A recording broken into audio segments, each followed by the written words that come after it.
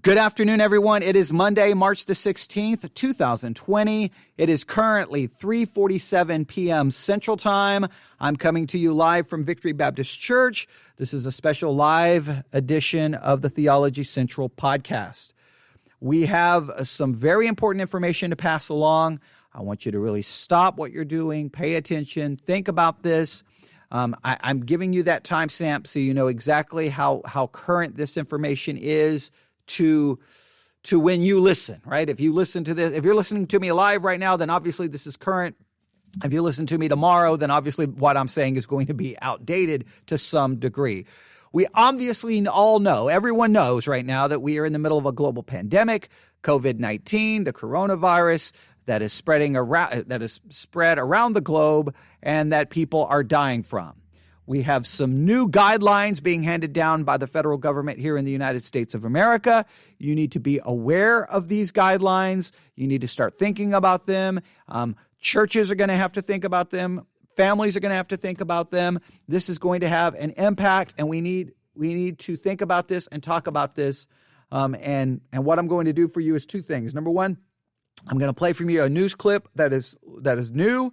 Within the last 20 or 30 minutes, I'm going to play that news clip, and then I'm going to read an article here. We're going to talk about this, what the Christian response should be. So listen carefully, pay close attention, and we will talk about this. So here we go. Let's listen to the latest news update, and then I'm going to give you some information. This is something very important. We really need to make sure that everyone is well informed. Here we go. Live from NPR News in Washington, I'm Lakshmi Singh. President Trump is now saying that the U.S. could be battling the spread of the coronavirus through August, maybe longer. The administration is asking Americans to adhere to some new social distancing guidelines for the next 15 days, like schooling at home when possible and avoiding gatherings of more than 10 people. The message is geared especially toward younger people to do their part so that they don't inadvertently endanger the lives of the elderly and people with underlying health conditions. Avoid discretionary travel and avoid eating and drinking at bars, restaurants, and public food courts. Moments ago, Trump acknowledged the U.S. may be headed toward a recession. However, he also predicts that once the outbreak turns the corner, there will be a market surge. Add disruptions to tomorrow's primary in Ohio to the growing list of unprecedented disruptions. State officials are recommending a delay until June 2nd. NPR's Pam Fessler reports absentee voting that's already underway will continue till then. Ohio Governor Mike DeWine announced that state officials have decided it would be better to delay in-person voting until June because poll workers and voters have expressed concerns about turning out on Tuesday. But he also said that he does not have the power to make the change, and a lawsuit would be filed by affected voters seeking the change, and the state plans to support that action. DeWine noted that officials could not tell people that they really need to stay home while also telling them to go vote. 3 other states, Illinois, Florida, and Arizona, still have primaries scheduled for Tuesday. Pam Fessler, NPR News. NPR's Rob Stein says scientists have begun testing the safety of an experimental vaccine. Doctors have started injecting the experimental vaccine into healthy adults in Seattle to start a 6-week study to see if the vaccine is safe. The study will involve a total of 45 volunteers who will receive different doses of the vaccine, which was developed by the federal government and a private company. If the vaccine is safe, researchers will then test it in hundreds and then thousands of people to confirm the safety and see if it works. Officials stress it will take at least a year to 18 months before the vaccine might be available. Rob Stein, NPR News. Well, the U.S. markets are reflecting surging anxiety. NPR's Windsor Johnson says a short time ago the Dow dropped more than 3,000 points, or 13%. The S&P 500 fell more than 7% shortly after the open, triggering a temporary pause in trading. The massive sell-off on Wall Street comes despite another emergency move by the Federal Reserve. The central bank yesterday slashed interest rates to nearly 0%, the second rate cut in 2 weeks. NPR's Windsor Johnson reporting Dow. All right, so there you have it. I don't know if you paid close attention to that, so let me read this to you again. This is what I wanted to read. Here's the headlines from the Associated Press. U.S. tells older people to stay home, all ages to avoid crowds. The White House on Monday urged all older Americans to stay home and everyone to avoid crowds and eating out at restaurants as part of sweeping guidelines meant to combat an expected surge of coronavirus cases. President Donald Trump and the Coronavirus Task Force released the guidelines as the U.S. government moved to try to blunt the impact of the virus, reaching to bolster testing aid even as financial markets fell and Americans scrambled to reorder their lives. Among the new recommendations, over the next 15 days, Americans should not gather in groups of more than 10 people. Schooling should be at home, and discretionary travel and social visits should be avoided. If anyone in a household tests positive for the virus, everyone who lives there should stay home. All right? They are talking that this could last beyond August, or at least to August. This has some serious implications, and I want everyone to stop and think about them.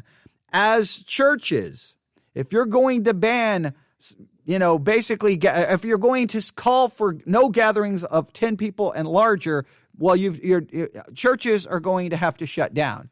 This is going to have major ramifications. Churches are going to have to prepare for it.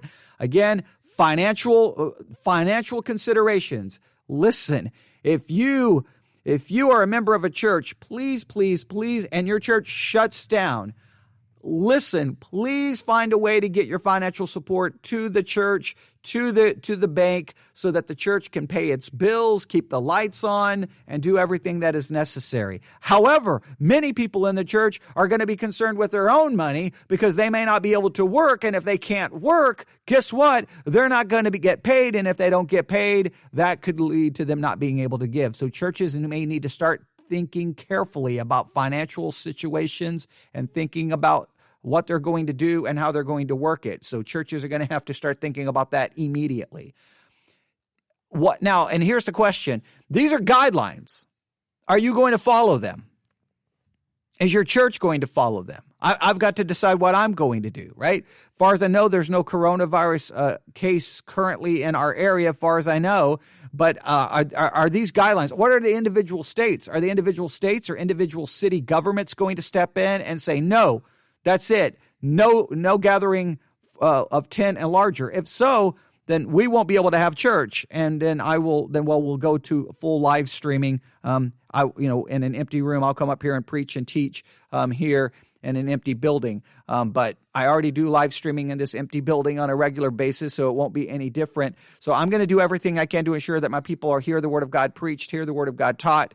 But we're going to have to do something. And and if you didn't listen to the last live broadcast, from a Christian perspective, it comes down to, okay, do we follow the government here or do we not? And I believe because of public safety, because this deals with people being infected with a virus, and because these rules are not just to the church, they're to all gatherings. This is clearly not going after the church, trying to persecute the church. I believe this is a case because of public safety, because we want this virus to stop spreading. And the only way it's going to stop spreading is we have to stop gathering together. Social distancing is the only way to stop it from spreading. We do not have immunity. We do not have a vaccine. A vaccine is, what did they say, a year to 18 months out. That's even possible, and that's depending on how the testing goes. So no vaccine is coming. I think if I didn't say vaccine, I apologize. We don't have a vaccine. No vaccine is coming. We have no immunity. This is a novel coronavirus. There is only way to stop the spread of this is stop gathering together in groups and social distancing. 15 days, no groups of 10 or more. That is what they're calling for. The Bible tells us clearly in Romans chapter 13, verse 1. Romans chapter 13, verse 1. I'll get to Romans chapter 13. Romans chapter 13, verse 1. Let every soul, every person, be subject unto the higher powers, for there is no power but of God, the powers that are ordained of God. That means submit to the government, submit to the authority over us. Whoever therefore resisteth the power resisteth the ordinance of God, and they that resisteth shall receive to themselves damnation. We do not want to resist the government in this particular situation because public health is the issue. If they were just targeting churches, then I would say, whoa, slow down. They're going after everything. Bars, restaurants, movie theaters are going to shut down. Broadway is shut down. They're going after everything. So we need to take this seriously. And even if you don't agree, even if you think it's foolish, you do so for other people, not just for yourself, for the good of everyone. The only way for life to get back to normal, the only way for the economy to get back to normal, the only way people can stop being negatively impacted is we have to stop the spread of it. You want to stop the spread of it? We got to stop gathering in groups. And now what they are offering today is no more than 10, no larger than 10 or more. So that we have to take this seriously. It's got major implications. What are you going to do? Let me know what you're going to do. newsif@yahoo.com, newsif@yahoo.com. What's your plans? What are you going to do? How is this impacting you? How is it going to impact your church? This has clear implications. We're going to have to think this through. I would challenge churches and pastors, use technology. Turn on a microphone, preach, teach, disciple, evangelize. Do whatever you don't have to wait till Wednesday night. You don't have to wait till Sunday. Turn on a mic and preach. Turn on a mic and talk. Turn on a mic and open up the Word of God. Turn on the mic and communicate with your people. Turn on a mic and let people know what's going on. Encourage them. Do Bible studies. Do devotionals. Just use every opportunity that you have to do just that. Other people, I don't know how this is going to impact your employment. I don't know. It seems like what we have is the federal government saying, here's our recommendations. And then I think maybe they're going to allow the states to then determine the rules, or state and city governments to determine how they're going to implement these rules as a suggestion, or are they going to make them mandatory? If they're going to make mandatory, they're going to be shutting everything down. So you need to act now. This is what I would say. You need to act now in case you're in a situation where this is not going to be a suggestion. It's going to be mandatory. You're not going to be able to go anywhere. So you're going to need to make sure you have what you need on hand. Do not panic. Do not over-exaggerate it.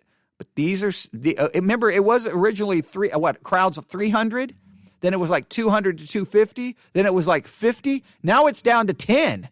At this rate, it's going to be a crowd of 0. So, yeah, obviously things are getting more serious, not less serious, because we still don't know where we stand here in the United States of America because of lack of testing. They're ramping up testing, and because of that, the number of cases are going to grow greatly, and you may find out that you're in an area where someone had COVID-19, and then you're going to be worrying about yourself. If someone in your family has it, everyone has to be quarantined. Everyone needs to stay at home. Precaution, take all necessary precautions, be cautious, be thoughtful, be considerate of others, love other people, stay informed. I've already suggested a podcast that you can subscribe to from ABC News.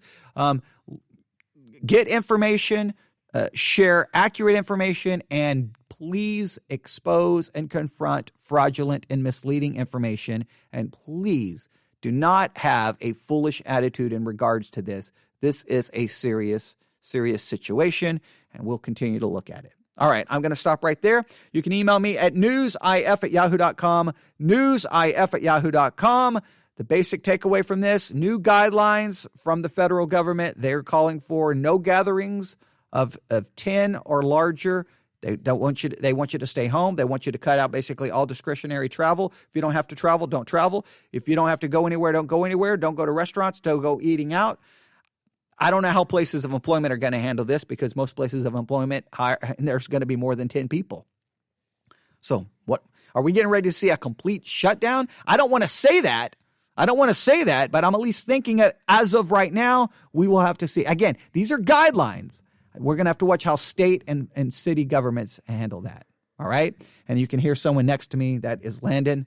And, Landon, we've been here most of the day. It's already 4:01. 4:01. Are you ready to go home? Yes. Are you hungry? Yeah. All right. I want to eat a sandwich. All right. He's done. He's tired of talking about this, so we're going to go home. Hey, be safe, be safe, be safe, be safe. Trust in the Lord. And stay at home. And stay at home, even though we're kind of not at home. But yeah. I know. Yeah, stay. But we're only how many people? What? How many people are here? 2. 2. So we're not violating that rule right now. Okay. All right. And go to the grocery store and get a lot of food because our house has a lot of food because the coronavirus might come to Abilene. So stay healthy. All right. There you have it. All right, everyone. Have a great day. Email us. Stay safe. God bless. God bless.